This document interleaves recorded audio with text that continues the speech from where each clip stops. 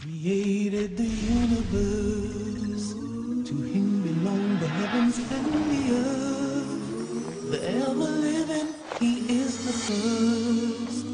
He's the owner of mercy. Islamic Research Academy presents Dr. Manzoor Elahi.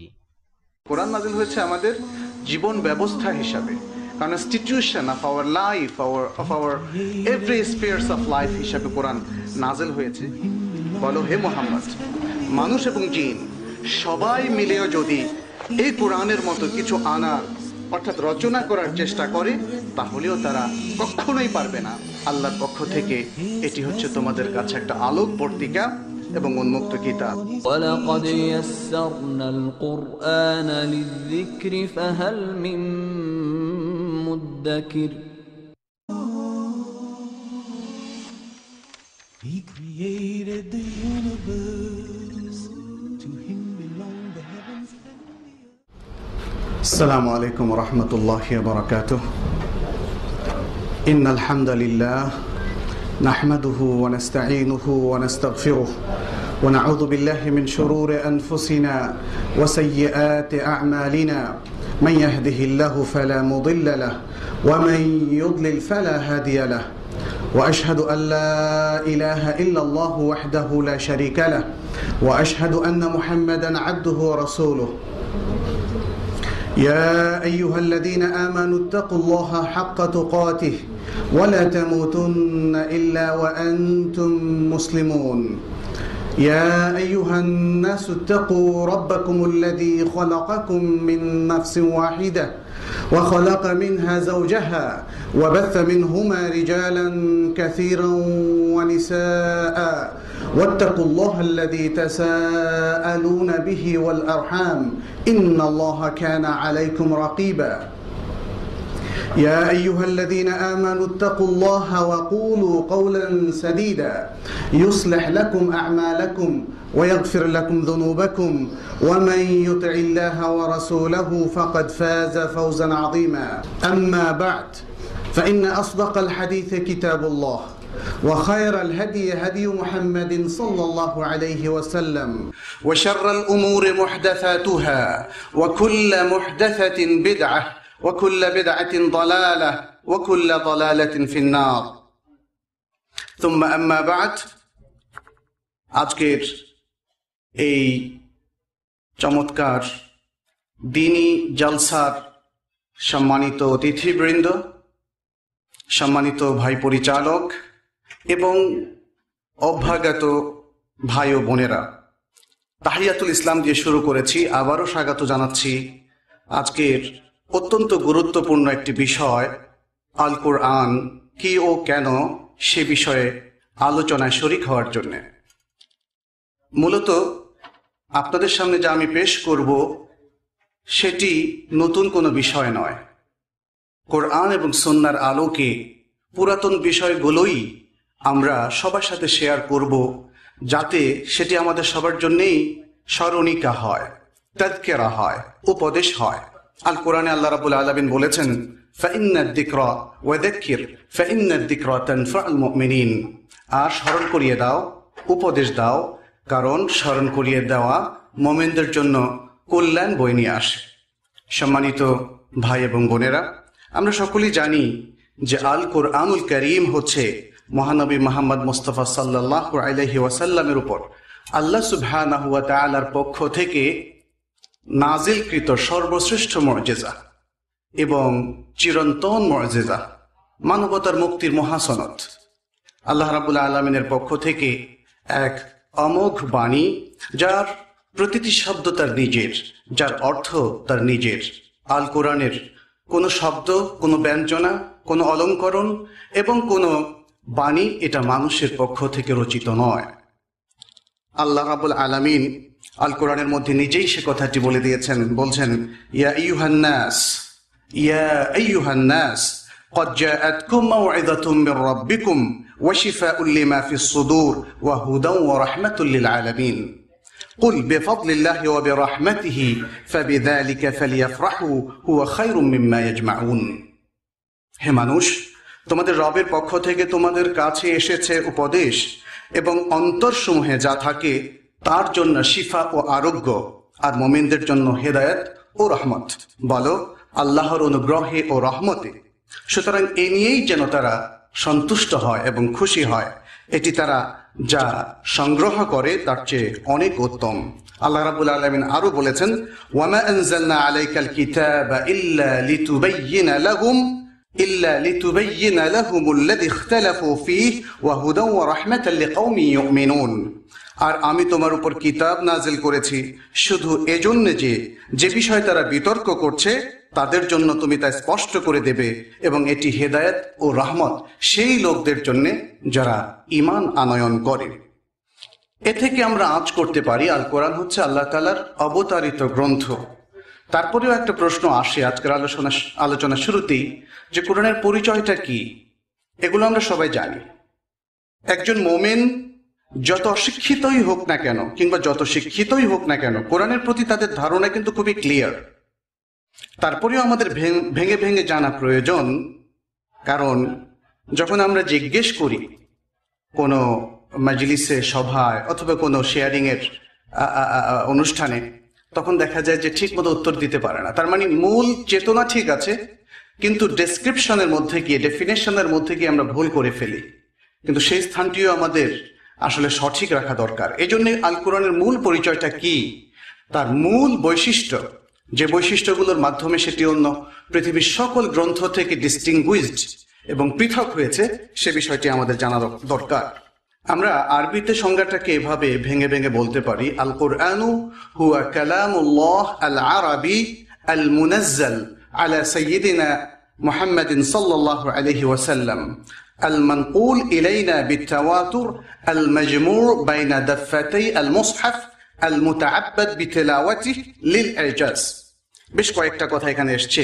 সংক্ষেপে বাংলায় যদি আমরা বলি, তার অর্থ হচ্ছে এই, আল কোরআন হচ্ছে আল্লাহর কালাম বা বাণী, যা আরবি ভাষায় মহানবী মুহাম্মদ সাল্লাল্লাহু আলাইহি ওয়াসাল্লামের উপর নাজিল হয়েছে। আমাদের কাছে সেটি মুতাওয়াতির এবং প্রবল পরাক্রম ধারাবাহিক পরম্পরায় বর্ণিত হয়েছে, এবং মুসহাফের মধ্যে যা কিছু আছে, আমাদের সামনে যে মুসহাফ, এর পুরোটাই হচ্ছে কোরআন, এর শব্দও কোরআন, অর্থও কোরআন, আর এর তিলাওয়াত ইবাদত হিসাবে গণ্য, আর এটি হচ্ছে আল্লাহর পক্ষ থেকে একটি চিরন্তন মুজিজা। এই কয়েকটা কথা আমরা মূলত ডেফিনেশনে বলেছি। তাহলে প্রথম কথা হচ্ছে এটি আল্লাহর কালাম। শুরুতেই এই স্বীকৃতি দেয়া প্রত্যেক মোমেনের ইমানি দায়িত্ব যে এটি হচ্ছে স্পিচ অফ আল্লাহ, আল্লাহর কালাম। ব্যাস, আল আরবি, আরবি ভাষায় আল্লাহ তাআলা সেটি নাজিল করেছেন। তৃতীয় হচ্ছে এটি অবতারিত। এটি অবতারিত, দুনিয়ার কারো রচিত নয়, মুহাম্মদ সাল্লাল্লাহু আলাইহি ওয়াসাল্লামের রচিত নয়, বরং মুহাম্মদ সাল্লাল্লাহু আলাইহি ওয়াসাল্লামের উপর অবতারিত। অতএব কোরআনের কোনো অংশ যদি অন্য কেউ দাবি করে তার উপর নাজিল হয়েছে, তাহলে সেটি কোরআন নয়। আর আরেকটি বৈশিষ্ট্য হচ্ছে আমাদের কাছে যে এসছে, এই আশাটা তাওয়াতুর পন্থায় হতে হবে। তাওয়াতুরের ডেফিনেশন হচ্ছে এত অধিক লোক সেটা বর্ণনা করে যে ইভেন সেটা আমাদের দেখারও বিষয় নয়, মুসলিম কি অমুসলিম, ভালো কি মন্দ, প্রচুর পরিমাণে লোক বর্ণনা করে, যাতে উপস্থিত কারো কাছেই সেই বর্ণনার, শক্তিশালী বর্ণনার কারণে কোনো সন্দেহ সৃষ্টি হয় না। অতএব কোরআন যেটা এসছে আজ পর্যন্ত সারা বিশ্ববাসীর হাতে, নট অনলি মুসলমানদের কাছে, সারা বিশ্ববাসীর কাছে যেটি এসছে সেটি এরকম একটা শক্তিশালী ধারাবাহিক সনদে সেটি এসেছে। আর যেটা আমরা বলেছি মুসহাফের ভেতরের পুরোটাই কোরআন। একদল মানুষ যেটা দাবি করে যে এর মধ্যে কিছু ঢুকানো হয়েছে, এক্সক্লুড করা হয়েছে বা ইনক্লুড করা হয়েছে, সেটা মিথ্যা, সেটা শুদ্ধ নয়। বরং আহলুস সুন্নাহ ওয়াল জামাআহ, সমস্ত সাহাবায়ে কেরাম, সমস্ত আইম্মাতুল হুদা, তারা সকলে একমত যে এই কোরআনের মধ্যে যে মুসহাফটা আমাদের কাছে আজকে আছে সেটি হচ্ছে আল কোরআন। সর্বশেষ দুটো বৈশিষ্ট্যের মধ্যে একটি বৈশিষ্ট্য হচ্ছে এর তেলাওয়াত হলো ইবাদা, এর তেলাওয়াত হলো ইবাদা, এবং লাস্টেরটা হচ্ছে লিল ইজাজ, আমরা বলেছি, অর্থাৎ এটি মুজিজা হিসাবে আল্লাহ রাব্বুল আলামিন রাসূলুল্লাহ সাল্লাল্লাহু আলাইহি সাল্লামকে দিয়েছেন। পৃথিবীর সবচেয়ে বড় মুজিজা, পৃথিবীর সে আদম থেকে আরম্ভ করে রাসূলুল্লাহ সাল্লাল্লাহু আলাইহি সাল্লাম পর্যন্ত যত মুজিজা নবীদেরকে দেওয়া হয়েছিল তার মধ্যে শ্রেষ্ঠ, সবচেয়ে বড় এবং চিরন্তন মুজিজা হচ্ছে আল কোরআন।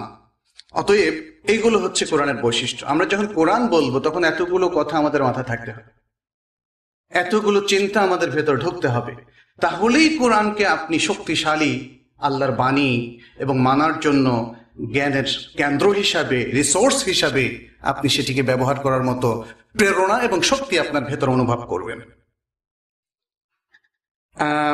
আল কোরআন কিও কেন? কোরআন নিজেই কিন্তু সে সম্পর্কে বক্তব্য দিয়েছে, নিজেই নিজের পরিচয় দিয়েছে। যেমন কোরআন বলেছে ইন্নাহু লাকুরআনুন কারীম, এ হচ্ছে মহান আল কোরআন। অন্য আয়াতে বলা হয়েছে ইন্নাহু লাকিতাবুন আজিজ, মহাসম্মানিত গ্রন্থ। এটি হচ্ছে মহাসম্মানিত গ্রন্থ। ক্বাদ জাআকুম মিনাল্লাহি নূরুন ওয়া কিতাবুম মুবিন, আল্লাহর পক্ষ থেকে এটি হচ্ছে তোমাদের কাছে একটা আলোকবর্তিকা এবং উন্মুক্ত কিতাব। তিলকা আয়াতুল কিতাবিল হাকিম, প্রজ্ঞাময় কিতাবের আয়াত, এগুলো হচ্ছে প্রজ্ঞাময় কিতাবের আয়াত। অন্য আয়াতে বলা হচ্ছে হাদা যিকরুম মুবারাকুন আনজালনাহু আফা আনতুম লাহু মুনকিরুন, এ হচ্ছে উপদেশ, বরকতময় উপদেশ যা তোমার কাছে আমি নাজিল করেছি, তোমরা কি একে অস্বীকার করবে? যালিকা আমরুল্লাহ আনজালাহু ইলাইকুম, এ হচ্ছে আল্লাহর নির্দেশ, তোমাদের প্রতি তা তিনি নাজিল করেছেন। হাদা বাসাইরু মির রাব্বিকুম ওয়া হুদান ওয়া রাহমাতুল লিকাওমিন ইউমিনুন, তোমাদের প্রভুর পক্ষ থেকে এটি সুস্পষ্ট জ্ঞান। বাসাইর মানে হচ্ছে সুস্পষ্ট জ্ঞান, বিচক্ষণতা পূর্ণ জ্ঞান, এবং হেদায়েত এবং রহমত সেই লোকদের জন্য যারা ঈমান আনে। তাহলে এগুলো হচ্ছে কিছু আয়াত পেশ করা হয়েছে, কোরআন নিজেই তার নিজের বর্ণনা দিয়েছে। তাহলে আমরা বুঝলাম যে এটা হচ্ছে আল্লাহর কাছ থেকে এসছে, অতএব কোরআন হচ্ছে আল্লাহর কিতাব, কোরআন হলো আল্লাহর কিতাব। এবং মানুষের মধ্যে যারা মনে করে যে কোরআন আল্লাহর বাণী নয়, যখন কোরআনের এই যে অকাট্য চ্যালেঞ্জগুলো তাদেরকে দেওয়া হলো, এই চ্যালেঞ্জের কারণে কোরআন হচ্ছে মুজিজ। আমরা যে মুজিজা বলি, মুজিজা শব্দের অর্থ হচ্ছে মানুষকে অক্ষম করে দেওয়া, অক্ষম করে দেওয়া। আরবিতে বলা আল আজজ, অক্ষমতা, সেখান থেকে মুজিজ যে বা যিনি অক্ষম করেন। কোরআন মানুষকে এবং সমগ্র বিশ্ববাসীকে অক্ষম করে দিয়েছে তার অনুরূপ কোনো একটি শব্দ আনতে, সূরা আনতে, তার অনুরূপ একটি গ্রন্থ আনয়ন করতে।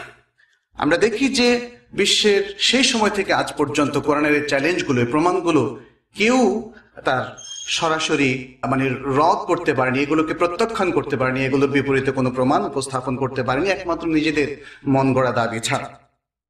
আল্লাহ তাআলা বলছেন ওয়াকাল আল্লাযীনা কাফারু ইন হাযা ইল্লা ইফকুন ইফতারাহু ওয়া আ'ানাহু আলাইহি কওমুন আখারুন ফাকাদ জাউ যুলমান ওয়া যুরা ওয়া ক্বালু আসাতীরুল আউয়ালিন ইকতাতাবাহা ফাহিয়া তুমলা আলাইহি বুকরাতান ওয়া আসীলা কুল আনজালাহু আল্লাযী ইয়া'লামু সিররা ফিস সামাওয়াতি ওয়াল আরদ। যারা কুফরি করেছে, যারা সত্যকে অস্বীকার করেছে, সত্য মেনে নিতে যারা রাজি হয়নি, সেই সব কাফিররা বলে এ কোরআন তো একটা মন গড়া মিথ্যা জিনিস, মুহাম্মদ নিজেই তা রচনা করেছে এবং অপর কিছু লোক তাকে এ কাজে সাহায্য করেছে। সুবহানাল্লাহ। আজকের যুগেও পাশ্চাত্যের অনেক প্রাচ্যবিদরা এই সেম কথাটাই বলে, এটা নতুন কোনো কথা না। এত গবেষণা, বিশ্ববিখ্যাত এত বড় বড় গবেষণা প্রতিষ্ঠান, বিশ্ববিদ্যালয়, যেখান থেকে নোবেল প্রাইজও তারা পেয়ে থাকে, সেখান থেকে গবেষণা করে এটা বলার কোনো দরকার নাই যে কোরআন মুহাম্মদের রচিত। এটা তখনকার লোকই বলেছে এবং স্বয়ং আল্লাহ সেটা উদ্ধৃতি দিয়েছেন। মুহাম্মদ নিজেই তা রচনা করেছে এবং অপর কিছু লোক তাকে এই কাজে সহযোগিতা করেছে। মূলত এই কাফির লোকেরা নিজেরাই উদ্ভাবন করেছে এক মহা অন্যায় এবং ডাহা মিথ্যা কথা। যুলমান, এক মহা অন্যায়, জুরা, ডাহা মিথ্যা কথা। তারা আরো বলে আসাতিরুল আউয়ালিন, এই কোরআন হচ্ছে পূর্ব লোকদের কল্প কাহিনী।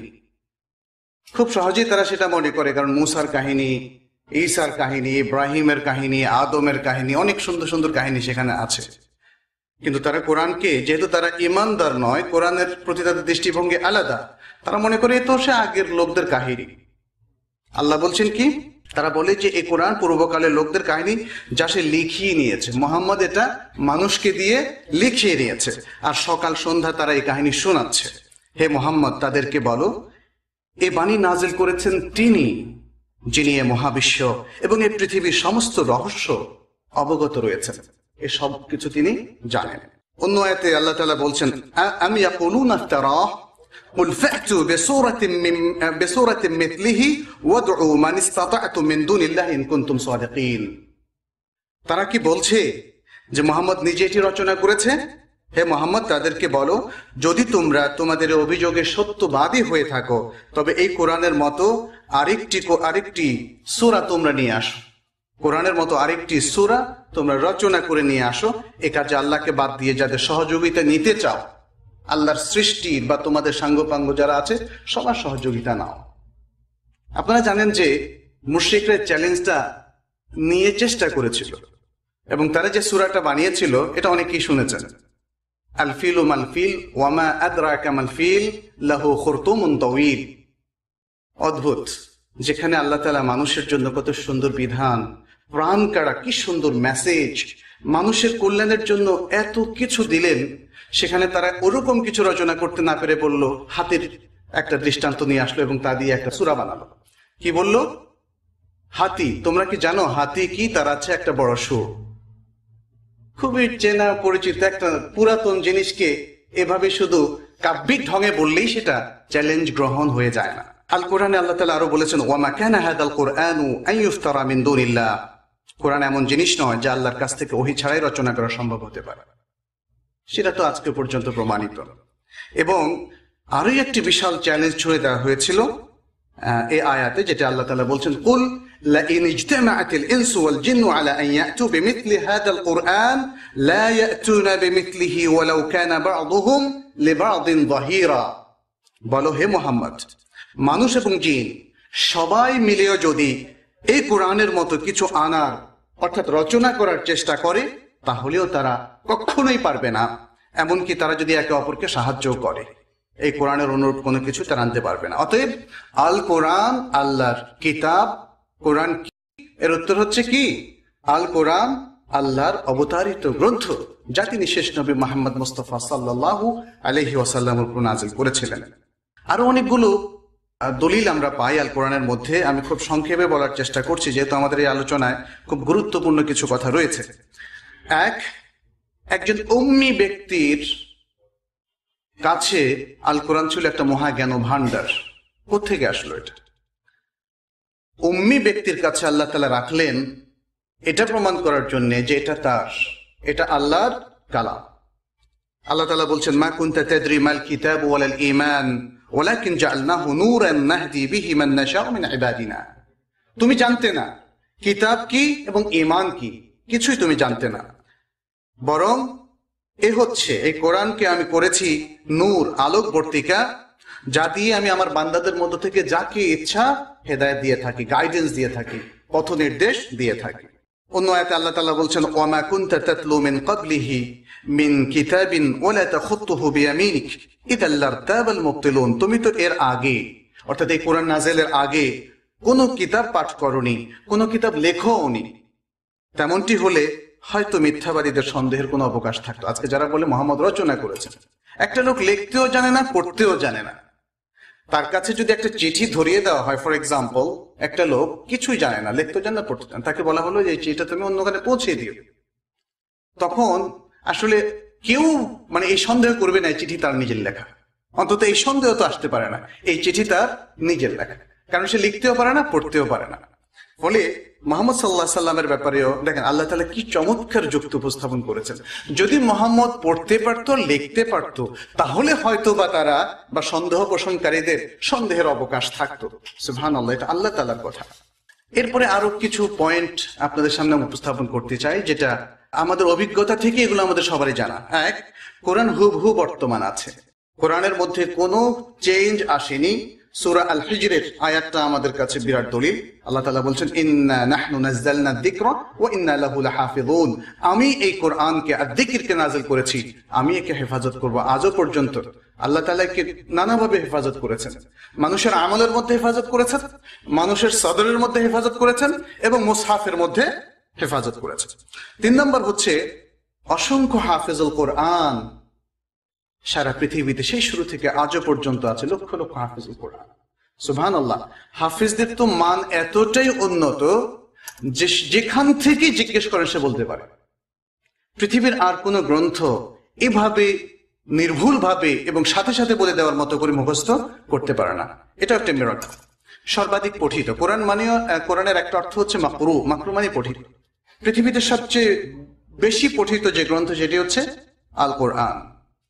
কোরআনের যে তথ্যগুলো এখানে উপস্থাপন করা হয়েছে সেটি মহাসত্য। আজও পর্যন্ত সায়েন্টিফিক যে ইন্ডিকেশন গুলো কোরআনে রয়েছে তার অন্যথা পাওয়া যায়নি। তবে এখানে হয়তো পয়েন্টটা সময় পেলে আমরা আলোচনা করব। সায়েন্টিফিক ব্যাখ্যা দেওয়া এটা একটা বিপজ্জনক বিষয় আল কোরআনের ক্ষেত্রে এবং আমাদের জন্য। কারণ সায়েন্সের অনেক কিছুই আজও আন্ডার এক্সপেরিমেন্ট, পরীক্ষার মধ্যে আছে, স্থির হয়নি। স্থির হওয়ার আগেই যদি আপনি ব্যাখ্যা করেন তাহলে আর কিছুদিন পর এই থিওরিটা যখন পাল্টে গিয়ে নতুন থিওরি আসবে তখন বলবে কোরআনও পরিবর্তন হয়েছে। নাউযুবিল্লাহ। এই জন্যে সায়েন্টিফিক ব্যাখ্যা ফ্রিকুয়েন্টলি দেওয়াটা এটা ওয়াইজ না। আর কোরআন সায়েন্টিফিক তথ্যগুলো দেওয়ার জন্য নাজিল হয়নি। কোরআন নাজিল হয়েছে আমাদের জীবন ব্যবস্থা হিসাবে, constitution of our life, of our every spheres of life হিসাবে কোরআন নাজিল হয়েছে। অতএব সেটাকে সেভাবে রাখতে হবে। তারপরেও কোরআনে যে ইউনিভার্সাল সায়েন্টিফিক ইন্ডিকেশন অথবা ইনফরমেশন গুলো আছে সেগুলোর বিপরীত আজও কিছু পাওয়া যায়নি। এর দ্বারা প্রমাণিত হয় কোরআন আল্লাহর গ্রন্থ। ভাষার অনন্যতা। আরবি ভাষার সবচেয়ে উন্নত গ্রন্থ কি যদি জিজ্ঞেস করেন তাহলে কোরআনের কথাই বলবে। অন্য ভাষায় বলবে যে এটা হচ্ছে ধর্মীয় গ্রন্থ আর সাহিত্যের গ্রন্থ হচ্ছে আলাদা। কিন্তু কোরআনের চেয়ে উন্নত সাহিত্য আর কোন গ্রন্থ দিতে পারেনি। এছাড়া কোরআনের মধ্যে রয়েছে সুষম বক্তব্য, কোরআনের মধ্যে রয়েছে জীবন বিধান এবং মহাকল্যাণের বার্তা। কোরআনের মধ্যে রয়েছে, কোরআন সব ধরনের সংশোধন এবং সংস্কার মুক্ত, কারণ আল্লাহ যা নাজিল করেছেন সেটাই হচ্ছে শ্রেষ্ঠ। এর মধ্যে কোনো সংস্কার এবং সংশোধনের প্রয়োজন নেই। কোরআন সর্বযুগে জ্ঞানের উৎস, সবচেয়ে বেশি মর্যাদা অধিষ্ঠিত, সবচেয়ে গুরুত্বপূর্ণ কিতাব এবং মুসলমানদের কাছে সবচেয়ে মর্যাদাপূর্ণ প্রিয় গ্রন্থ। আসুন এখন আমরা আলোচনা করব কোরআনের আলোচ্য বিষয় কি। কোরআনের আলোচ্য বিষয় যদি আমরা একটা সামারি আকারে বলি তাহলে বলবো মানুষের হেদায়েত, মানব জাতির জন্য হেদায়েত, কিভাবে মানুষের কাছে সেটা আসবে, মানুষ সেটাকে অ্যাকসেপ্ট করবে এবং ইমপ্লিমেন্ট করবে, এই পুরো প্রক্রিয়াটাই কোরআনের মধ্যে বারবার নাজিল হয়েছে। এবং এই পুরো প্রক্রিয়ার মধ্যে যে মূল ইনফরমেশন গুলো অত্যন্ত গুরুত্বপূর্ণ ইনফরমেশন হিসেবে আমাদেরকে দেওয়া হয়েছে তার মধ্যে এক নম্বরই হচ্ছে তাওহীদ। তাওহীদ হচ্ছে মুনতালাকুল ঈমান। আরবিতে বলা হয় মুনতালাকুল ঈমান, the starting point of our ঈমান, the starting point of each and every Muslim. প্রত্যেক মোমেন নর নারীর শুরুটা হচ্ছে, ঈমানের শুরুটা হচ্ছে তাওহীদ দিয়ে। অতএব তাওহীদ কি এটা বুঝতে হবে, তাওহীদের জ্ঞানটাকে ধারণ করতে হবে তার চিন্তা চেতনায়, তার শিক্ষায়, জ্ঞানে, তার আমলে, মুভমেন্টে এবং তার প্রতিটা পর্যায়ে জীবনের। এটা হচ্ছে সেই তাওহীদ যেটা শুরুই করা হয়েছে তাওহীদ দিয়ে। কোরআনের আপনি যেখানে যান দেখবেন সেখানে আপনি এক্সপ্লোর করতে পারবেন, সেখানে তাওহীদ আছে। ইকরা বিসমি রাব্বিকাল্লাযী খালাক। আমরা অনেকেই এটাকে পেশ করে থাকি যে সূরা আল আলাকের প্রথম আয়াতটা দিয়ে পড়ার প্রতি মানুষকে উদ্বুদ্ধ করা হয়েছে। কোনো সন্দেহ নাই মানুষকে পড়ার প্রতি উদ্বুদ্ধ করা হয়েছে, কিন্তু কোন পড়ার প্রতি? তাওহীদের প্রতি। ইকরা বিসমি রাব্বিকাল্লাযী খালাক, এটাই তো তাওহীদ। অর্থাৎ তুমি তাওহীদকে পড়ো, এর অর্থ হচ্ছে তাওহীদকে পড়ো। কিন্তু আজকাল অনেকে এটাকে মনে করেন যে পড়া, জেনারেল কমন পড়াকে বোঝানোর উদ্দেশ্য হচ্ছে। কমন পড়া যদি কল্যাণকর হয় ইসলাম সেটা নিষেধ করে না, কিন্তু first and foremost most important জিনিস হচ্ছে যে তাওহীদকে জানা, তাওহীদকে পড়া, তাওহীদকে ধারণ করা। এই জন্য কোরআনের যে কোনো সূরা, মাক্কি এবং মাদানী সূরা, সবখানে দেখবেন তাওহীদের সমাহার। প্রতিটা বাক্য, প্রতিটা মেসেজের মধ্যে কোনো না কোনো ভাবে হয় তাওহীদ সরাসরি আছে অথবা তাওহীদের ইন্ডিকেশন আছে। দ্বিতীয় যে বিষয়টি সেটি হচ্ছে রিসালাত। রাসূল সাল্লাল্লাহু আলাইহি সাল্লামের রিসালা এবং সুন্নাহকে যে অস্বীকার করবে তার পক্ষে মুসলিম থাকা সম্ভব না। আজকাল অবশ্য কিছু মুসলিম দাবিদার আছে যারা হাদিস মানে না, অথবা হাদিস সম্পর্কে নানা ধরনের বিভ্রান্ত বলে, যারা সহিহ হাদিসকে সহিহ হাদিস বলতে চায় না, অন্য কিছু বলে। আমেরিকাতে, কানাডাতে এবং বাংলাদেশেও শুরু হয়েছে এক দল আল কোরআনিয়ুন নামে। এরা বলে যে না, হাদিসের প্রয়োজন নেই, কোরআন দিয়ে আমাদের চলবে। সুবহানাল্লাহ। রিসালাতের বাণী তো হাদিসেরই বাণী, যদি কেউ হাদিসকে অস্বীকার করেন তাহলে তিনি রিসালাতকে অস্বীকার করবেন, যদিও তারা নানা ধরনের উত্তর দেয়, কিন্তু সেটা শুদ্ধ নয়। অতএব আল কোরআনের মধ্যে ছড়িয়ে ছিটিয়ে রিসালাতের কথাও বারবার বলা হয়েছে। যে আয়াতগুলো আপনাদের কাছে আমি একটু আগে পেশ করেছি, এগুলোর অনেকগুলোতেই রিসালাতের কথা এসছে। মুহাম্মদের উপর নাজিল করার অর্থটা কি? এটাও রিসালাতের অর্থ। এভাবে আমরা দেখি যে মক্কি ময়দানে উভয় সূরার মধ্যে রিসালাতের কথা এসছে ব্যাপকভাবে। আখিরাতের কথাও এসছে, এবং সূরা বাকারার শুরুতেই ওয়াবিল আখিরাতি হুম ইউকিনুন, আখিরাতের প্রতি রয়েছে তাদের দৃঢ় প্রত্যয়। তো সুতরাং আমরা যেটা বলেছি মানব জাতির হেদায়েত, তাহলে এই হেদায়েতের মূল মন্ত্র হচ্ছে তাওহীদ, রিসালাত, আখিরাত, এগুলো। আর এই সব কিছু মিলে হচ্ছে হিদায়াত। হুদাল লিল মুত্তাকিন, কোরআনকে বলা হচ্ছে যালিকাল কিতাবু লা রাইবা ফীহি হুদাল লিল মুত্তাকিন, সেটি এমন একটি গ্রন্থ যার মধ্যে কোনো ভুল নেই, কোনো সন্দেহ নেই, যেটা মুত্তাকিনদের জন্য হেদায়েত। মুত্তাকিনদের পরবর্তীতে সিফাতের কথা বলা হয়েছে। আরো যেহেতু ইমানের এবং হেদায়েতের আরো গুরুত্বপূর্ণ অংশ রয়েছে, সেটা হচ্ছে ইমানের আরকানগুলো। ইমানের আরকানের মধ্যে আছে যেমন আল্লাহর প্রতি ঈমান, রাসূলের প্রতি ঈমান, আল্লাহর গ্রন্থগুলোর প্রতি ঈমান, ফেরেশতাদের প্রতি ঈমান, তাকদীরের প্রতি ঈমান, আখিরাতের প্রতি ঈমান, এগুলো সবকিছুই আল কোরআনের মধ্যে আলোচিত হয়েছে। যদিও ঈমানের রকন হিসাবে ডিটেইল যেটা তাকদীরের প্রতি ঈমান, সেটা হাদিসে জিবরিলের মধ্যে এসেছে, কিন্তু তাকদীরের কথাও কিন্তু কোরআনে এসেছে। ইন্না খালাকনা কুল্লা শাইইন বিকদর, নিশ্চয় আমি সবকিছুকে একটা তাকদীর অনুযায়ী নির্দিষ্ট পরিমাপে সৃষ্টি করেছি। ইসলামের রকনগুলো কোরআনের মধ্যে এসেছে, ইসলামের যে রকনগুলো কোরআনের মধ্যে এসেছে, এবং মানব জীবনের আর যত গুরুত্বপূর্ণ বিধান সবগুলো মৌলিক নীতিমালা হিসাবে অথবা বিস্তারিত বিধান হিসাবে দুটোই আল কোরআনের মধ্যে আমরা পাই। অতএব এগুলো হচ্ছে কোরআনের আলোচ্য বিষয়। কোরআন কেন নাজিল হলো, এটি একটি গুরুত্বপূর্ণ প্রশ্ন আমাদের জন্য। কোরআন কেন নাজিল হলো এর উত্তরগুলো কিন্তু আমরা কোরআনের মধ্যে পাই। প্রথম হচ্ছে যে আল্লাহ তাআলা তার সকল সৃষ্টিকে একটা সুন্নাহ দিয়ে সৃষ্টি করেছেন। সুন্নাহ একটা রেগুলেশনস, মানুষ আর জিন ছাড়া আর সবগুলোকে এমন একটা নিয়ম এবং প্রক্রিয়া দান করেছেন যেটা সে অস্বীকার করতে পারে না। একমাত্র কিয়ামতের আগ পর্যন্ত তাদেরকে একই নিয়মে চলতে হবে। চন্দ্র, সূর্য, বায়ু, নক্ষত্র, নীহারিকা, ছায়াপথ ইত্যাদি আরো যা কিছু আছে, এই সব কিছু, পানি অথবা আগুন, দেখবেন যে আগুন কখনো ঠান্ডা করে না, পানি খেলে তৃষ্ণা নিবারিত হয়, এটি স্বাভাবিক।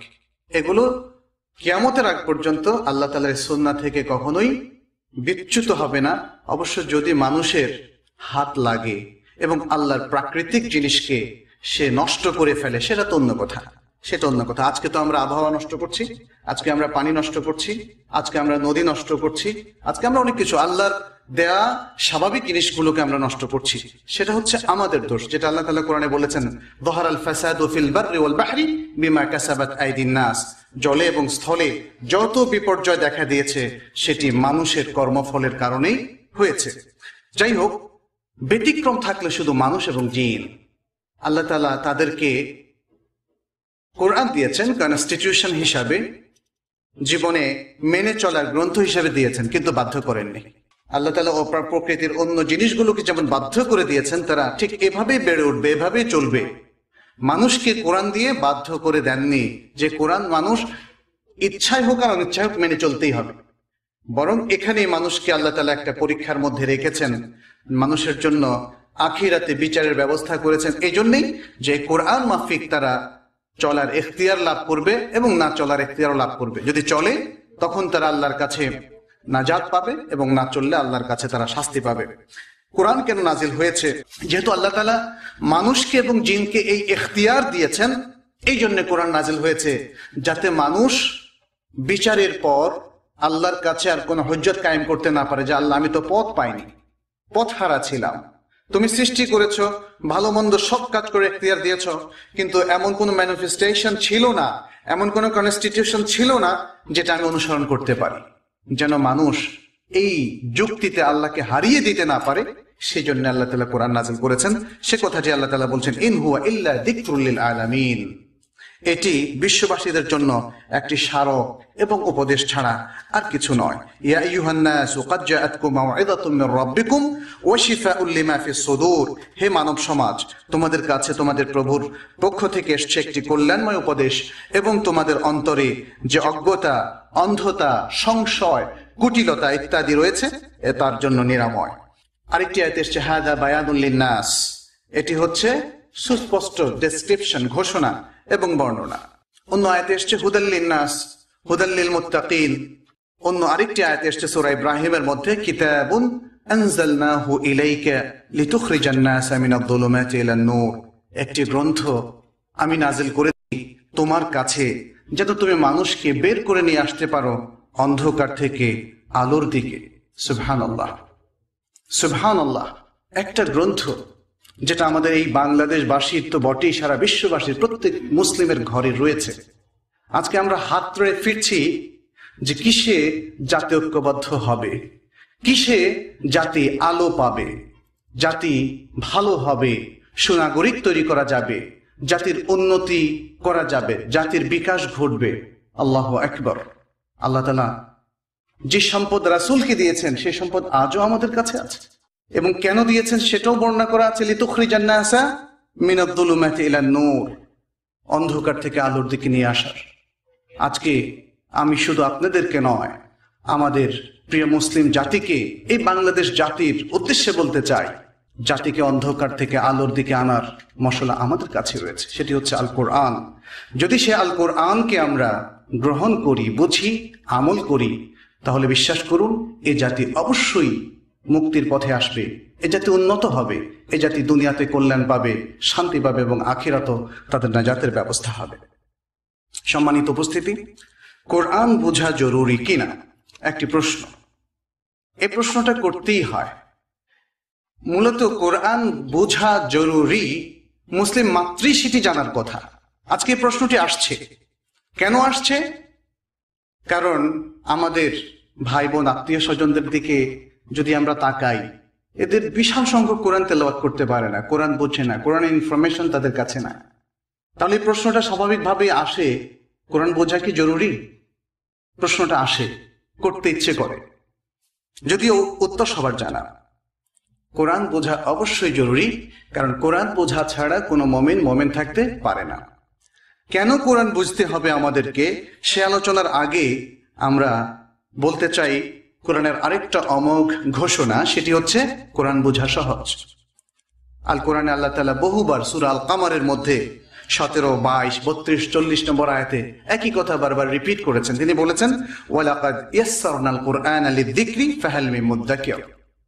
নিশ্চয়ই আমি কোরআনকে সহজ করে দিয়েছি উপদেশ গ্রহণের জন্য, অতএব উপদেশ গ্রহণকারী কেউ আছে কি? আজকে মুসলিম বিশ্বের মধ্যে এত সমস্যা চলছে, কিন্তু আশ্চর্য, আমরা কোরআনমুখী হতে দেখি না। স্বল্প সংখ্যক কিছু যুবক অথবা কিছু মানুষ যারা তাদের ভুল বুঝতে পেরেছে, তাদের ছাড়া আমাদের জাতীয় জীবনের সকল নেতৃবৃন্দ, শুধু বাংলাদেশই নয়, সবখানেই আমরা কোরআনকে পাশ কাটিয়ে চলতে পছন্দ করছি। ফল যা হবার তাই হচ্ছে, অমুসলিমদের কাছে আমাদের পদানত হতে হচ্ছে। কিন্তু আল্লাহ যে বারবার আমাদেরকে স্মরণ করিয়ে দিচ্ছেন ফাহাল মিন মুদ্দাকির, ফাহাল মিন মুদ্দাকির, আমাদের কারো কানে, কর্ণকুহুরে সেটা ঢুকছে না। আল্লাহু আকবার। কারণ কোরআন থেকে আমরা ডিটাচড। প্রিয় ভাইরা, আল্লাহ তাআলা কোরআনের আরো বহু জায়গায় একই কথাটি বলেছেন। যেমন তিনি বলেছেন ফাইন্নামা ইয়াসসারনাহু বিলিসানিকা লাআল্লাহুম ইয়াতাযাক্কারুন। অতঃপর আমি তো তোমার ভাষায় কোরআনকে সহজ করে দিয়েছি যাতে তারা সহজ উপদেশ গ্রহণ করতে পারে। অন্য আয়াতে বলছেন ফাইন্নামা ইয়াসসারনাহু বিলিসানিকা লিতুবাশশিরা বিহিল মুত্তাকিন ওয়া তুনদিরা বিহি কওমান লুদ্দা।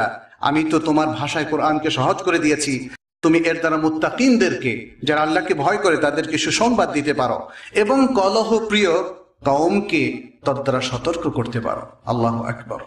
কলহপ্রিয় জাতির কোন উদাহরণ যদি কেউ পেতে চান, সেই মুশরিকদের জাতিতে যেতে হবে না, আমাদের বাঙালি জাতিকেই এখন খুব সহজ হবে। খুব সহজেই কিভাবে যে মানুষ নিজেদের মধ্যে কলহ তৈরি করতে পারে, কিন্তু সেটি আমাদের বেশি গুরুত্বের চাইতে গুরুত্ব দেওয়া উচিত আমরা কি কোরআন দিয়ে এই কলহপ্রিয় জাতিকে সতর্ক করছি?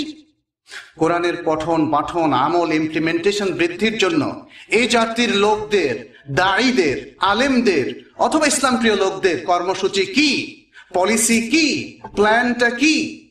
যদি আমরা এটা নিয়ে দেখি, বহু জায়গায় আমি আলোচনা করেছি, শুধু আলোচনায় কিছু হয় আর কিছু নেই। আসলে কোনো প্ল্যান নেই, কোনো পলিসি নেই, কোনো কমিটমেন্ট নাই, কোনো ইচ্ছা নেই, উদ্দেশ্য নেই। এমনি শুধু অল্প কিছু তেলাওয়াত করে ব্যাস সেই সওয়াব দিয়ে তারা এই কলহপ্রিয় জাতিকে উন্নতির দিকে আনতে চায়। এটি কখনো সম্ভব নয়। রাসূলুল্লাহ সাল্লাল্লাহু আলাইহি ওয়াসাল্লাম শুধু তেলাওয়াত করে আর ফু দিয়ে আরব জাতিকে তিনি সমৃদ্ধ করেননি, উন্নত করেননি, সত্যের পথে আলোকিত করেননি, বরং পুরো প্ল্যান তার ছিল। আজকেও যদি সেই সেম কোরআন থেকে জাতিকে আলোকিত কেউ করতে চান, মুক্তি দিতে চান, কলহমুক্ত করতে চান, উন্নতি শিখরে নিতে চান, তাহলে সেম মেথডোলজি ফলো করতে হবে। দুটো মেথডোলজি দিয়ে একই রেজাল্ট কখনোই আশা করা যায় না। সম্মানিত ভাইরা, কোরআন কেন আমাদের বুঝতে হবে, এই পয়েন্টটার উপর আমি কিছু আলোচনা করতে চাই। কোরআন আমাদের বুঝতে হবে কারণ কোরআন হচ্ছে দ্বীনের সকল জ্ঞানের উৎস এবং মৌল ভিত্তির আধার। আজকে পুরো সমাজ কিন্তু জ্ঞানমুখী, এটা একটা খুব ভালো দিক। আমাদের যে পত্র পত্রিকা, আমাদের যে মডার্ন টেকনোলজি সবকিছু জ্ঞানমুখী করছে আমাদেরকে। মানে যদি আমরা একটা পয়েন্টকে এভাবে ফোকাস করি তাহলে দেখবো যে হ্যাঁ, কিন্তু কোন সোর্স থেকে জ্ঞান, এখানেই সমস্যা। কোরআনমুখী যদি কোনো জাতি না হয় তাহলে কোরআন জাতিকে যা দিতে পারতো সে জাতি তা অর্জন করতে পারবে না। আমাদের কোরআন বুঝতে হবে, যেটা আমরা বিশ্বাস করি কোরআন সকল জ্ঞানের উৎস এবং সকল মৌল কল্যাণ এবং এর আধার। অতএব কল্যাণের আধার থেকে কল্যাণ নিতে হলে, জ্ঞানের আধার থেকে জ্ঞান নিতে হলে আমাদের কোরআন বুঝতে হবে। যদি কেউ কোরআন না বুঝেন তাহলে অবশ্যই যিনি কোরআন বুঝেন তার মতো বেনিফিটেড তিনি হতে পারবেন না। এবং একটা জাতি যদি কমপ্লিটলি কোরআন থেকে ডিটাচড হয় তাহলে যে জাতি কোরআন থেকে উপকৃত হয়েছিল সে জাতির মতো এই জাতি যারা কোরআন থেকে ডিটাচড, বিচ্ছিন্ন, তারা কখনোই উপকার নিতে পারবে না। এটা খুব সহজে এখানে একটা উদাহরণ আমি পেশ করেছি। যেমন ধরেন আপনারা একটা অফিসে যদি কাজ করে থাকেন, একটা অফিস নোটিশ পাঠানো হলো, অনেক কিছু সেখানে দেওয়া হলো, সেই নোটিশটা নিয়ে সবাই খুব খুশি, মাথায় রাখলো, লেমিনেট করে রাখলো সবকিছু, কিন্তু নোটিশটা পড়লো না, আমলও করলো না। তাহলে কি হবে বললেন তো, তাদের কি দশা হবে? এটা এত সহজ উদাহরণ, আমরা সবাই জানি। কোরআনের ক্ষেত্রে আমরা কিন্তু সেটাই করছি, এই কোরআনটাকে মাথায় রাখছি, চুমু খাচ্ছি। 2 নম্বর হচ্ছে কোরআনের অর্থ না বোঝার মানে হচ্ছে দ্বীনের সঠিক জ্ঞান ও ধারণা না থাকা। কোরআনই হচ্ছে দ্বীনের আল মাসদারুল আউয়াল, first resource of Islamic knowledge. অতএব কোরআনের জ্ঞান যদি কারো না থাকে তাহলে ইসলামই তো তার কাছে থাকবে না। অতএব ইসলামকে জানতে হলে যারা ইসলামের দাবিদার, ইমানকে বুঝতে হলে যারা ইমানের দাবিদার, তাদেরকে অবশ্যই কোরআন বুঝতে হবে। 3 নম্বর হচ্ছে কোরআন বোঝা এবং কোরআন নিয়ে চিন্তা গবেষণার বিপুল সওয়াব রয়েছে। এখানে একটা হাদিসের কথা আমি উল্লেখ করেছি, যেমন উকবা ইবনে আমির আল জুহানি তিনি বলেন, আমরা আহলে সুফফার সাথে থাকা অবস্থায় রাসূলুল্লাহ সাল্লাল্লাহু আলাইহি সাল্লাম একবার আমাদের কাছে এসে বললেন, তোমাদের কোন ব্যক্তির এটা পছন্দ যে সে আল্লাহর অবাধ্যতা ছাড়াই এবং আত্মীয়তার সম্পর্ক নষ্ট না করে, অর্থাৎ আল্লাহর বাধ্যগত থেকে আনুগত্য ঠিক রেখে, আত্মীয়তার সম্পর্ক ঠিক রেখে সে বোথান অথবা আকিক প্রান্তরে গিয়ে 2টো বিশালকায় উট নিয়ে আসবে। আল্লাহ রাসূল খুব ছোট্ট কথায় কয়েকটা জিনিস বুঝাই দিয়েছেন, অর্থাৎ বিশাল উট নিয়ে আসার মধ্যে কোনো ফজিলত নাই যদি আল্লাহর আনুগত্য থেকে বের হয়ে যায়, আত্মীয়তার সম্পর্ক নষ্ট করে। ওই 2টা ঠিক রেখে তোমাদের মধ্যে কে ওই বিশালকায় আকিক উপত্যকায় গিয়ে বিশালকায় 2টো উট নিয়ে আসবে। আমরা বললাম এটা আমাদের সবারই পছন্দ, আমরা সবাই চাই। তিনি বললেন যে তোমাদের কেউ প্রতিদিন মসজিদে গিয়ে কিতাবুল্লাহ 2টো আয়াত শেখা কিংবা পড়া 2টো উটের চাইতে উত্তম। সুবহানাল্লাহ, 2টো আয়াত পড়া খুব কঠিন কি? আমি আরব দেশে দেখেছি আমাদের অনেক আরব মুসলিম ভাইরা, তাদের মধ্যে অনেকে খুব ভালো প্র্যাকটিসিং, এতটা প্র্যাকটিস আমাদের দেশে আমরা খুব অনেক সময় দেখি না। প্রত্যেকটা ওয়াক্তে গিয়ে তারা মসজিদে আগে ঢোকেন, ইভেন অনেকে আজানের আগে ঢোকেন। যাদের একটা প্ল্যান আছে যে আমি প্রত্যেক নামাজের আগে অন্তত আধা পারা, 1 পারা অথবা কোয়ার্টার পারা কোরআন শরীফ পড়বো, তেলাওয়াত করব, তারা সবাই একটু আগেই চলে যান। এই জিনিসটা আমরা দেখেছি। কিন্তু এখানে এই দৃশ্যটা এখন খুবই রেয়ার হয়ে গিয়েছে। সাহাবারা বললেন যে আমাদের কাছে সেটি উত্তম, অর্থাৎ দুটো আয়াত তেলাওয়াত করা, অর্থাৎ উট তারা পেতে চান। আল্লাহ রাসূল বললেন যে তাহলে উট পাওয়ার চেয়ে তো উত্তম হচ্ছে দুটো আয়াত, আর যতগুলো আয়াত সে অধ্যয়ন করবে, এখানে হাদিসটা একটু বড়, 3টা আয়াত 3টা উটের চেয়ে, 4টা আয়াত 4টা উটের চেয়ে তো উত্তম। যতগুলো আয়াত সে অধ্যয়ন করবে ততগুলো সমসংখ্যক উটের চাইতে উত্তম। এটা একটা সহিহ হাদিস এবং এই হাদিসটি সহিহ মুসলিমের মধ্যে এসেছে। অতএব কোরআন নিয়ে যদি সত্যিকার ইফেক্টিভ চিন্তা গবেষণা আমরা করি তাহলে সেটা যে আরো কত উত্তম। এটা হচ্ছে শুধু তেলাওয়াতের কথা বলা হচ্ছে। 4 নম্বর হচ্ছে মুসলমানদের অনৈক্য, ভুল বোঝাবুঝি, হানাহানি দূর করে ভালোবাসা, সম্প্রীতি এবং হৃদ্যতা আনয়নের বিশুদ্ধ উপকরণই হলো কোরআনকে বোঝা এবং হৃদয়ঙ্গম করা। কারণ আপনারা আয়াতগুলো লক্ষ্য করবেন, অনেকগুলো আয়াত আছে এরকম, ফাইন ইখতালাফতুম ফি শাইইন ফারুদ্দুহু ইলাল্লাহি ওয়ার রাসূল। কত চমৎকার! এটা কিন্তু মানে একটা শুধু নির্দেশ না, এটা একটা মেথোডোলজি, একটা কমন ম্যাগাজিন, মূল নীতি।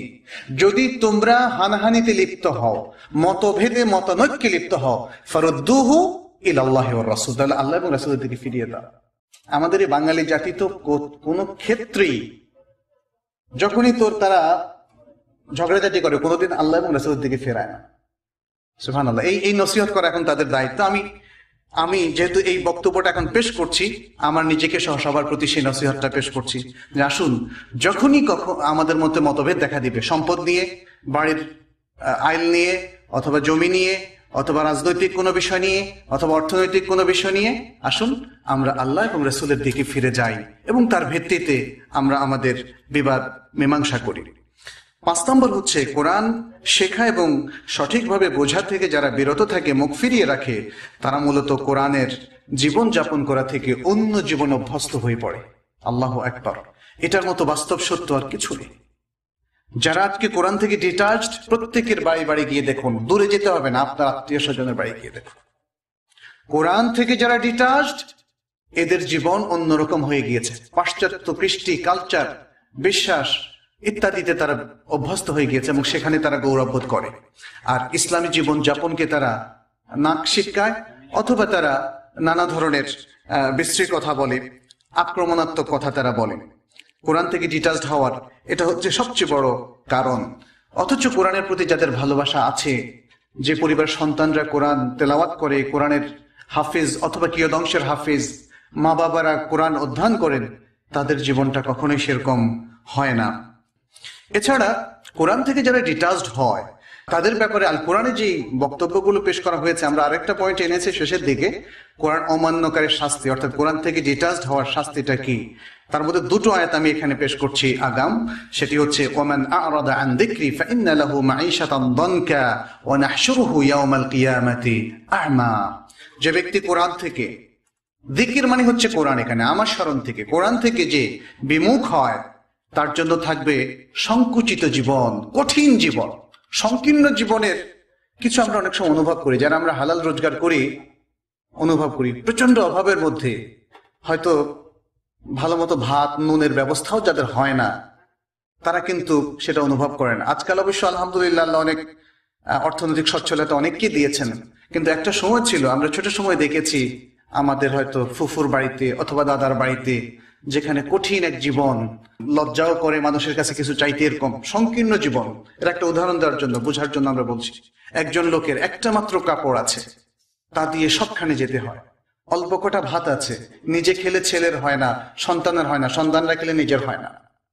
সংকীর্ণ জীবন, বোঝার জন্য আমি বললাম। কিন্তু আল্লাহ তাআলা যার জীবন আরো সংকীর্ণ করে দিবেন, সেটা কিন্তু আরো ভয়াবহ।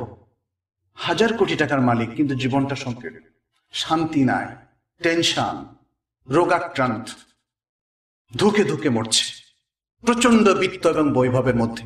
এটাও কি সংকীর্ণ জীবন নয়? সংকীর্ণ জীবন আল্লাহ তাআলা দেবেন তাদেরকে যারা তার স্মরণ থেকে, কোরআন থেকে ডিটাচড হয়। আর কিয়ামতের দিন আল্লাহ তাআলা তাদেরকে হাসর করবেন অন্ধ অবস্থায়। তারপরে কিছু কথাবার্তা হবে, হে আল্লাহ, আমি তো পৃথিবীতে চক্ষুষ্মান ছিলাম, আমাকে এখন কেন অন্ধ করা হলো? পরে আমি সেটা আলোচনা করছি ইনশাআল্লাহ। এরপর আরেকটি আয়াত, ওয়ামান আযলামু মিম্মান যুক্কিরা বিআয়াতি রাব্বিহি সুম্মা আ'রাদা আনহা ইন্না মিনাল মুজরিমিনা মুনতাকিমুন। তার চেয়ে বড় জালিম কে, যাকে স্বীয় রবের আয়াতসমূহের মাধ্যমে উপদেশ দেওয়ার পর তা থেকে সে মুখ ফিরিয়ে নেয়, নিশ্চয়ই আমি অপরাধীদের কাছ থেকে প্রতিশোধ গ্রহণকারী। তার মানে হচ্ছে যারা আল্লাহর কোরআন থেকে ডিটাচড হয়, এটা অপরাধ। আল্লাহর দৃষ্টিতে এটা অপরাধ। এটা আপনার আমার জন্য অপশনাল বিষয় না যে আজকে তেলাওয়াত করলাম কি করলাম না, কোরআন অনুযায়ী আমল করলাম কি করলাম না, কোরআনের বিপক্ষে থাকলাম কি সপক্ষে থাকলাম। It is not optional, it is not optional. আল্লাহর কাছে কোরআন থেকে দূরে সরে যাওয়া, কোরআনের আমল, আকীদা, বিশ্বাস থেকে দূরে সরে যাওয়া অপরাধ। কিভাবে আমরা কোরআনকে বুঝবো? কয়েকটা রেকমেন্ডেশন এখানে আছে। এক, কোরআন বোঝার সহজ পথকে অনুসরণ করবেন। খুব জটিল প্রক্রিয়া যাওয়ার দরকার নেই, সহজ পথ। কোরআন সহজ পথ সহজে বোঝার জন্য 3টা মেথোডোলজি আছে। এক হচ্ছে কোরআনের তাফসীর, প্রথমত কোরআন দিয়ে, কোরআনের একটা আয়াতকে আরেকটা আয়াতের সাথে মিলিয়ে আমাদেরকে তাফসীরের মধ্যে যেতে হবে। তো এই কঠিন কাজটা যদি আমরা কেউ নতুন ভাবে শুরু করি সেটা কঠিন, তাইলে আমাদেরকে তাফসীরের সাহায্য নিতে হবে। আমাদেরকে আমাদের সালাফে সালেহীন, পূর্ববর্তী যে সমস্ত বড় বড় স্কলাররা ছিলেন, ইমামরা ছিলেন, তাদের তাফসীরটা নিতে হবে। এবং তাদের শুরুতে আছেন সাহাবায়ে কেরাম, এবং আব্দুল্লাহ ইবনে আব্বাস রাদিয়াল্লাহু তাআলা আনহুকে বলা হয় রাইসুল মুফাসসিরিন।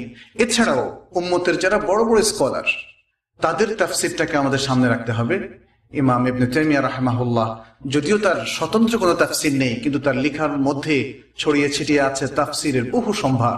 ইমাম ইবনুল কাইয়্যিম রাহিমাহুল্লাহ বাদাইউত তাফসীর নামে খুব চমৎকার একটা সংকলন, তার সমস্ত গ্রন্থাবলী থেকে তাফসীরের একটা সংকলন পরবর্তী লেখকরা তৈরি করেছেন। ইমাম ইবনে কাসিরের সে বিশ্ববিখ্যাত তাফসীর, তাফসীর ইবনে কাসির, তাফসীরুল কোরআনিল আযীম। ইমাম তাবারি, তার তাফসীর আছে। পরবর্তীতে আরো অনেক তাফসীর আছে এবং কমেন্টারিও আছে। কোরআন বোঝার সহজ পথ অনুসরণ, এটা হলো একটা রেকমেন্ডেশন, এবং এটাকে আমরা 3টা ভাগে ভাগ করলাম। প্রথম ভাগ হচ্ছে কোরআন দিয়ে কোরআনের তাফসীর করা, আরেকটি হচ্ছে সুন্নাহ দিয়ে কোরআনের তাফসীর করা। সুন্নাহ মানে হাদিস দিয়ে কোরআনের তাফসীর করা, এটি অধিকাংশ হয়েছে। এবং ইমাম তাবারি, ইমাম ইবনে কাসির তাদের তাফসীরগুলোতে সুন্নাহ দিয়ে, হাদিস দিয়ে, আসার দিয়ে বেশি তাফসীর করেছেন। এরপরে সাহাবাগণের বক্তব্যের মাধ্যমে তাফসীর করা। এই 3টার আলোকেই যদি কেউ ইজতিহাদ করতে চান, ইসলামের মূল নীতিকে লঙ্ঘন না করে, তাহলে সেটা করা যেতে পারে, তবে খুব সতর্কের সাথে। এবং সেক্ষেত্রে উলামাদের ফিডব্যাক সবসময় তিনি অবলোকন করবেন, দেখবেন। কারণ মানুষ যখন ইজতিহাদ করে অবশ্যই তার কোনো না কোনো ভুল হয়, এবং সেই ভুলগুলো সংশোধন করা, এটাই হচ্ছে স্কলারদের অন্যতম নীতি। 2 নম্বর যে মূলনীতি আমাদেরকে কোরআন বোঝার জন্য খেয়াল রাখতে হবে, সেটি হচ্ছে আসবাবুন নুজুল, নাজিলের কারণ এবং প্রেক্ষাপট জানা। যে আয়াতটা আমরা পড়ছি তার প্রেক্ষাপট জানা। 3 নম্বর হচ্ছে আরবি ভাষা জানা। আরবি ভাষা যদি ভালো জানা না থাকে, তাহলে আমাদের মধ্যে অনেক ভয়ের প্রবণতা দেখা যায়। তারপরে তিনি তাফসীর করেন এবং নিজস্ব মত খাটান। বাইরে একটা শহরে, বাংলাদেশের বাইরে, আমি আমাদের এক ভাইকে দেখলাম, শুভ্র শ্বেত, শুভ্র দাড়ি, বয়স প্রায় 65 কি 70 হবে। তিনি হাদিস মানেন না, শুধু কোরআন অনুযায়ী আমল করেন। তিনি মাগরিবের সালাত পড়েন না, বলছেন যে মাগরিবের সালাত কোরআনের মধ্যে নেই, এই জন্য। তো আমি বললাম যে আপনি কি আরবি জানেন? আমার সাথে তার বেশ কয়েকবার কথা হয়েছিল। উনি বললেন না, আরবি তেমন আমি বুঝি না। তাহলে আমি বললাম যে তাহলে এই যে মারাত্মক ডিসিশন আপনি নিচ্ছেন কিভাবে? আপনি কোরআনের কতটুকু বুঝেন? কোরআনের মধ্যে বরং মাগরিবের সালাতের একটা ইন্ডিকেশন আছে, আপনি কোরআন বুঝেন না, তাহলে কিভাবে এই যে মারাত্মক ডিসিশন গুলো নিচ্ছেন? বলছে আমি তো অনেকগুলো তাফসীর পড়ি বাংলা, ওটা থেকে আমি নিচ্ছি। কি ডেঞ্জারাস! এই লোককে আমি অন্তত পক্ষে 7 থেকে 8 বার তার সাথে বসেছি, তাকে কিন্তু চেঞ্জ করা যায়নি। আমাদের মুসলিম উম্মার মধ্যে সে কিন্তু আবার খুব দিনদার, কিন্তু কি ভয়ঙ্কর অবস্থা! খেয়াল করেছেন, দিনদার, সালাত আদায় করে, কিন্তু 3 ওয়াক্ত সালাত আদায় করে। তার ধারণা কোরআনে 3 ওয়াক্ত সালাত আছে, হাদিসের যেগুলো সেগুলো সে মানে না। অবশ্য আমি তাকে বলেছি যে আপনি হজ করেছেন, আবার হজ করেছেন কিভাবে, তাহলে যাকাত কি দেন কিনা?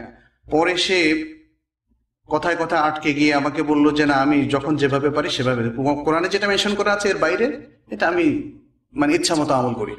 যাকাত কখনো এই রেটে দেই, কখনো ওই রেটে দেই। এটা তো শয়তান আসলে লেগে গিয়েছে, যখন উত্তর পাচ্ছে না শয়তান লেগে গেছে। তো প্রিয় ভাইরা, আমাদের সাবধান থাকতে হবে। তাফসীর করবেন, জ্ঞান নিয়ে করবেন, জ্ঞান নেই স্টপ হয়ে যাবে। আরেকটা মূলনীতি হচ্ছে যেটা সবার জন্য উপকার এবং মঙ্গলজনক, সেগুলো জানা, বোঝা, অধ্যয়ন করা, প্রশ্ন করা। অনেক ভাইয়েরা আমাদের কাছে প্রশ্ন করেন, যেমন কেউ কেউ প্রশ্ন করেন জান্নাতের মধ্যে যেমন পুরুষের জন্য অনেক হুর থাকবে, নারীদের জন্য কি থাকবে? এই প্রশ্নগুলো অর্থহীন প্রশ্ন। এগুলো দিয়ে যারা অমুসলিম তারা আমাদের ঈমান নষ্ট করে এবং আমাদের নারীদেরকে একটু বিভ্রান্ত করার প্রয়াস তাদের মধ্যে আছে।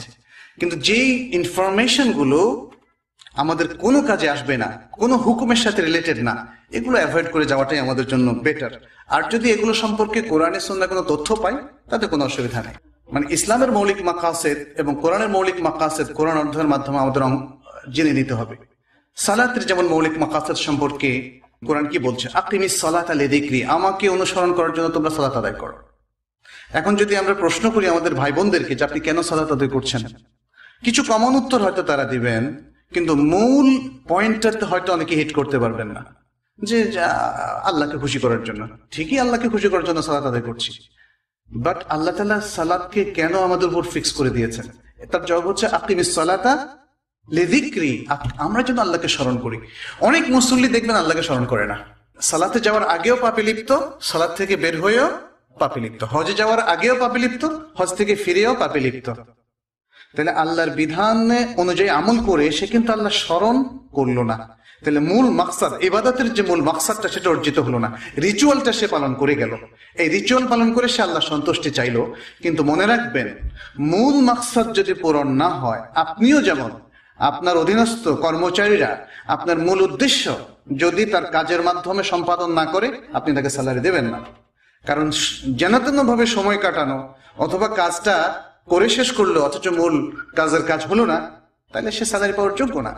এটা আমাদেরকে বুঝতে হবে। এই জন্য কোরআনের মধ্যে জাকাতের, হজের এবং নামাজের প্রত্যেকটা ইবাদতের মূল মাকসাদ, অবজেক্টিভস যেটাকে আমরা বলি, এগুলো মেনশন করে দেওয়া আছে, সেগুলো আমাদের বুঝতে হবে। আর আরেকটি পয়েন্টে আমাদেরকে খুব সাবধান থাকতে হবে, সেটি হচ্ছে কোরআন বোঝার ক্ষেত্রে বিভ্রান্তি। কোরআন বোঝার ক্ষেত্রে বিভ্রান্তিটা কোথায় হতে পারে এই ব্যাপারে খুবই সতর্ক থাকতে হবে। নতুন করে অনেক ভাইয়েরা ইসলাম সম্পর্কে তাদের আগ্রহ জন্মে এবং কোরআন তাফসির পড়া শুরু করেন, এরপরে আবার স্কলারদের মতো কথা বলা শুরু করেন, তার মানে ফতোয়া শুরু করেন, অনেক ব্যাপার নিজস্ব অভিমত দেওয়া শুরু করেন। আমাকে যেমন একজন বলতেছিলেন আমি ওমরের সাথে একমত না, ওমর ইবনে খাত্তাবের সাথে উনি একমত না। আল্লাহু আকবার। আমি বললাম আপনার এই কথা বলার অর্থটা কি?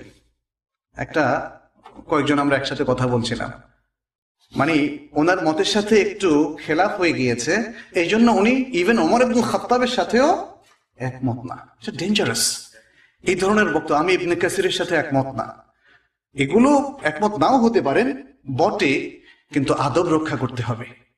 ওলামাদের সাথে কথা বলা, স্কলারদের সাথে কথা বলা, এবং প্লাস আপনি যতটুকু জ্ঞান অর্জন করেছেন ততটুকু জ্ঞানের ব্যবহার আপনি করবেন, কিন্তু সেটা বিনয়ের সাথে, সেটা সৌন্দর্যের সাথে। এসব কিছু খেয়াল রাখতে হবে। বিভ্রান্তিটা হতে পারে কোরআন বোঝার ক্ষেত্রে, তাহকিকের ক্ষেত্রে, শব্দগুলো ভালো করে কিভাবে কোন সোর্স থেকে আমরা জানতে পারবো সেটা না জানার কারণেও বিভ্রান্তি হতে পারে। এই বিষয়টা আমাদের খেয়াল রাখতে হবে। আরো বিভ্রান্তি হতে পারে প্রবৃত্তির অনুসারী হওয়ার কারণে। আমি একটা আমল করে থাকি, সেটাকে সঠিক মনে করি, অথবা ট্র্যাডিশনে শিখেছি, আমার যারা ওস্তাদ অথবা আকাবের তাদের কাছ থেকে শিখেছি, অতএব ওটাকে ঠিক রাখা চাই। যেমন ধরুন আজকে যে আয়াতটি আমি শুরুতে পড়েছিলাম, ওয়া বিযালিকা, আল্লাহর অনুগ্রহে এবং রহমতে এ নিয়ে যেন তারা খুশি হয়, ওয়া বিযালিকা ফালিয়াফরাহু। সেই আয়াতের ক্ষেত্রে যেমন যারা মিলাদ করে থাকে, তারা এই আয়াতটাকে মিলাদের অর্থে ব্যবহার করে, বলে যে এই যে দেখো কোরআনের মধ্যে মিলাদ পড়ার, কিয়ামের দলিল আছে। এটা একটা বড় কারণ। প্রবৃত্তি থেকে বা প্রবৃত্তি অনুসরণ থেকে মুক্ত থাকা আমাদের জন্য খুবই প্রয়োজন। এতগুলো কথা বলার পর আমি খুব সংক্ষেপে, সময় খুব কম, কয়েকটা বিষয় একটু আপনাদের সামনে পেশ করতে চাই। দ্বিতীয়, তেলাওয়াতের বিষয়। কোরআন তেলাওয়াতের বিষয় শেখ সালেহ বিন উসাইমিন কোরআন তেলাওয়াতকে দুভাগে ভাগ করেছেন। অবশ্যই কোরআন এবং হাদিসের আলোকে অনেকগুলো দলিল নিয়ে এসেছেন তিনি। কোরআন তেলাওয়াত যে দুভাগে বিভক্ত সেটি বোঝানোর জন্য, যেগুলো আজকে আপনাদের সামনে পেশ করার সময় নেই। প্রথম প্রকার তেলাওয়াত হচ্ছে তেলাওয়াতে লফজি, যেটা আমরা বিসমিল্লাহির রহমানির রহিম, আলহামদুলিল্লাহি রাব্বিল আলামিন বলে আমরা পাঠ করছি। এটা হচ্ছে তেলাওয়াতে লফজি। তবে তেলাওয়াতে লফজি মানেই যে অর্থ বুঝবো না এমন না, অর্থ বোঝা সহ তেলাওয়াত এটা হতে পারে, অর্থ না বোঝা সহ তেলাওয়াত হতে পারে যারা অনারব তাদের ক্ষেত্রে। কিন্তু তেলাওয়াতে হুকমি যেটা, সেখানে অবশ্যই অর্থ বোঝার প্রয়োজন রয়েছে, কারণ কোরআনকে সেখানে ইমপ্লিমেন্ট করার বিষয় আছে, কোরআনকে উপলব্ধি করার বিষয় আছে, কোরআনের মেসেজগুলোকে নিজের আকীদায়, মননে, চেতনায় ধারণ করার বিষয় আছে, সেখানে অবশ্যই অর্থ বোঝার বিষয়টি আছে। তাহলে কোরআনের তেলাওয়াতে লফজি এবং তেলাওয়াতে হুকমি দুটোই কিন্তু সওয়াবের কাজ, এ বিষয়টা আমাদের জানতে হবে। এবং অনেকগুলো হাদিস, অন্তত 8-10টা হাদিস আছে যেখানে বলা হয়েছে তেলাওয়াতে লফজিটাও বড় ধরনের সওয়াব, এবং একটা লফজ উচ্চারণ করা থেকেও 10টা এবং তারও অধিক সওয়াব হতে পারে। আমাদের মধ্যে কেউ কেউ বিভ্রান্তি ছড়াচ্ছেন যে তেলাওয়াতে লফজির মধ্য দিয়ে কোনো সওয়াব নেই, বরং সেটা গুনাহ যদি অর্থ না বোঝা হয়। এটি একটি বিভ্রান্তিকর তথ্য, এবং এটি একটা মানে মূল উম্মার ইজমা, ঐক্যমত্য একটা যে বিষয়, তার খিলাফ। এ ব্যাপারে আমাদেরকে খুব সাবধান থাকতে হবে। কোরআনের প্রতি যাদের আস্থা নেই তাদের, এবং কোরআনের প্রতি যাদের আমাদের আস্থা আছে, এ দুটো পয়েন্টে লোকদের কিছু স্বরূপ আমি আপনাদের সামনে বলে শেষ করব। কোরআনের প্রতি যাদের আস্থা নেই তাদেরকে আমরা অবিশ্বাসী, অমুসলিম হিসাবে জানি। তাদের কয়েকটা দল আছে। প্রথম দল, যারা কোরআন শুনেনি, দেখেনি, পড়েনি, কোরআনে কি আছে কিছুই জানে না, মানে একদম কোরআন সম্পর্কে ফুল ইগনোরেন্ট একটা দল আছে, অতএব কোরআন তারা মানে না। দ্বিতীয় দল হচ্ছে প্রথম গ্রুপের মতোই, তবে এরা এতটুকু জানে যে কোরআন মুসলমানদের ধর্মগ্রন্থ, এটা মুসলমানদের বিষয়, এটা আমাদের বিষয় না, অতএব তারা সেই জন্য কোরআন মানে না। তৃতীয় দল হচ্ছে তারা কোনো ধর্মীয় গ্রুপ, অন্য একটা ধর্ম, তারা মনে করে তাদের নিজের ধর্ম ঠিক, আর মুসলমানদের ধর্মগ্রন্থ হচ্ছে কোরআন, অমুসলিমদের এটা হচ্ছে তৃতীয় গ্রুপ। চতুর্থ দল অমুসলমানদের, এরা সক্রিয়ভাবে কোরআনের বিরুদ্ধে অবস্থানকারী। এরা কোনো ধর্মের হতে পারে, নাও হতে পারে, এরা কোনো ধর্মের হতে পারে, আবার নাও হতে পারে। এদের মধ্যে একদল হচ্ছে কোরআন থেকে ভুল সিদ্ধান্ত বা চিন্তা গবেষণায় তারা লিপ্ত। অনেক একাডেমিশিয়ানকে আমরা পাই যারা প্রাচ্যবিদ, তারা এভাবে কোরআনের নানা ধরনের ভুল জিনিস বের করার জন্য তারা লিপ্ত। এরা কোরআনের ভুল ব্যাখ্যার মধ্যেও লিপ্ত, কোরআন সম্পর্কে মিথ্যা প্রচারণা ও বিভ্রান্তি ছড়ানোর কাজে লিপ্ত। এরা কোরআনের অনুসারীদের বিরুদ্ধে অপপ্রচার এবং বিভ্রান্তি করে, এবং কোরআনের অনুসারীদের বিরুদ্ধে ষড়যন্ত্র ও যুদ্ধে লিপ্ত। এ হচ্ছে চতুর্থ প্রকার। কোরআনের মধ্যে ব্যাপকভাবে এদের যুক্তিগুলো আজও তারা যেটা দেয় সেটা আছে, যেমন এটা তো অতীত লোকদের কাহিনী, এটা তো সুস্পষ্ট জাদু, এটা জ্যোতিষীদের কথা, এটা কবির কথা, মোহাম্মদের রচিত, এটা আরবি ভাষায় কেন নাজিল হলো, একসাথে কেন নাজিল হলো না, নানা ধরনের যুক্তি এদের আছে।